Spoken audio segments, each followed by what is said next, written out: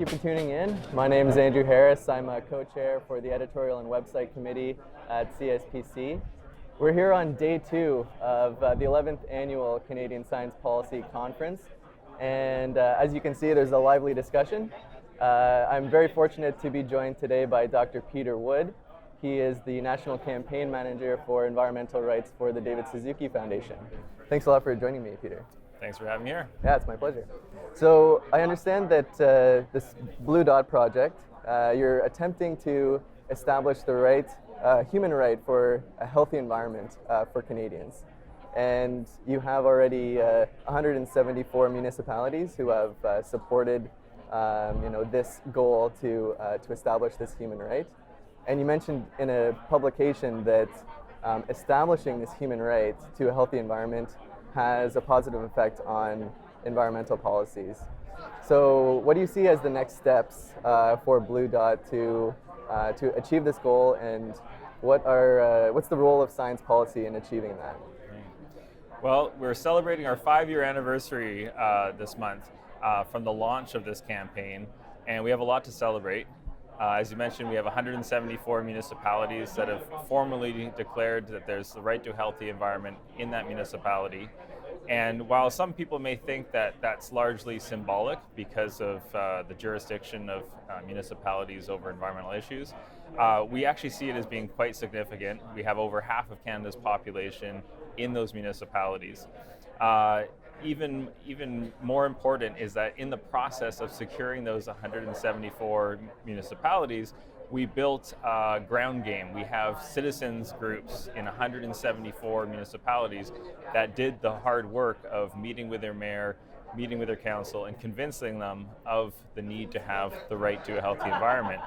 And these people are incredibly motivated and incredibly determined. And now that we have pivoted to working at the federal level, that ground game is available to us as well to do the tough work of convincing each member of parliament that they should come on board. So what we did is a year out from the federal election, in October 2018, we launched the MP Pledge for Environmental Rights. And what this does is it just sets out a simple statement that as a member of parliament, they commit to recognizing the legal right of all Canadians to a healthy environment. And while this might seem symbolic, it's very important to make this a positive public commitment, something that we can hold them to later. And so in the last year, we've achieved, first we had 115 members of parliament. Before the writ drop, we got another 100 candidates during the election period. And post-election, we are with 80 members of parliament, over half of whom are sit within government, and the other half being from opposition parties. So we think that we're in a really good place right now to move this forward. And we have a lot of momentum behind this. The members of parliament that we meet with find overall that this is something that's easy to commit to. It's part of Canadian values to treat all Canadians equally. Absolutely. We believe in universal health care. We see this as an extension of that, to have universal environmental health. Now, in terms of where science comes into play, science is able to tell us what it takes to be healthy. We know what it means to have healthy air, clean water, safe water to drink. But that science alone does not compel us to act. Having the human right to a healthy environment would provide legal recourse if that right is being breached. It also gives us really powerful tools in terms of process. So environmental rights would give you the guaranteed access to information that you need to know if your rights are being upheld. And it also guarantees very strong levels of participation in public processes so that you have a say in what happens within the environment that you live in. Yeah, that's very impressive. So great successes thus far in the first several years that the project has been underway. And so we'll be keeping our eye on how things develop. It's very encouraging that you've had this MP pledge. So yeah, really good work there. Thank you. Yesterday you participated in a panel, so I'm just going to confer with my notes because it's a little bit long of a title. So it was Personhood Rights for Water Bodies, a Fad or a Path to Sustainable Development Goals. So I'm sure this will be slightly related to what you've already discussed, but maybe you could tell us a little bit more about the key take-home messages from that panel. Sure. Well, granting personhood to water bodies and other natural entities is something that many countries around the world are doing, including India, New Zealand, and Ecuador has led in declaring the rights of Mother Earth, and that is an extension of in terms of rights beyond just the anthropocentric human right to a healthy environment, to extend that to natural entities. And I think that people within the Blue Dot movement for the right to a healthy environment are very supportive of this in general. We see that would be even one step further. I think that working on the human right to a healthy environment actually extends a lot of rights to the natural environment. We know that humans thrive in ecological systems that are intact and healthy. In fact, that's a prerequisite for human health. And that goes from very direct sort of cause and effect from contamination of drinking water and the health of humans to climate change and the health of human beings. What we know from the human right to a healthy environment is that currently not all humans are treated equally, and that not all Canadians have the same experience when it comes to the natural environment. So we know that there's vulnerable populations that are more likely to be at risk for certain contaminants, more at risk of pollution, and so that comes from a racial breakdown, that we know that actually new Canadians are more likely to be exposed to pollution than others.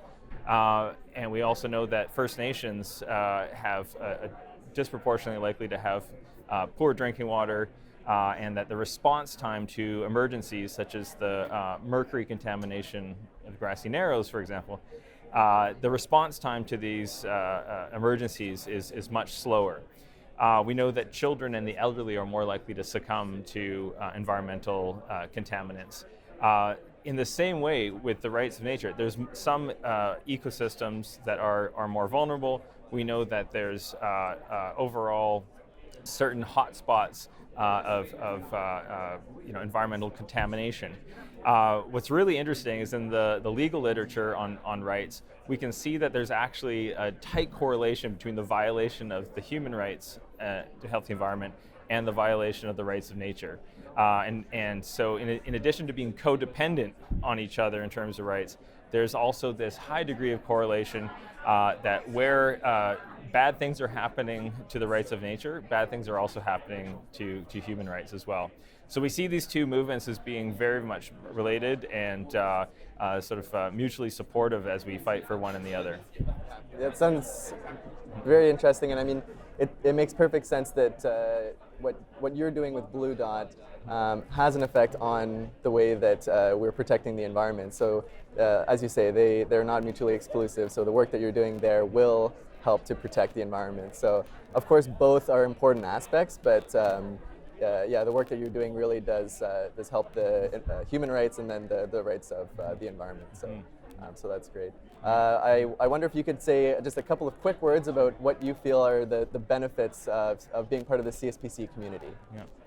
Well, this has been really great experience for me to come into contact with a number of people that and sectors that working within the environmental NGO sector, we don't always have a great chance to network with. So that's been really a positive experience.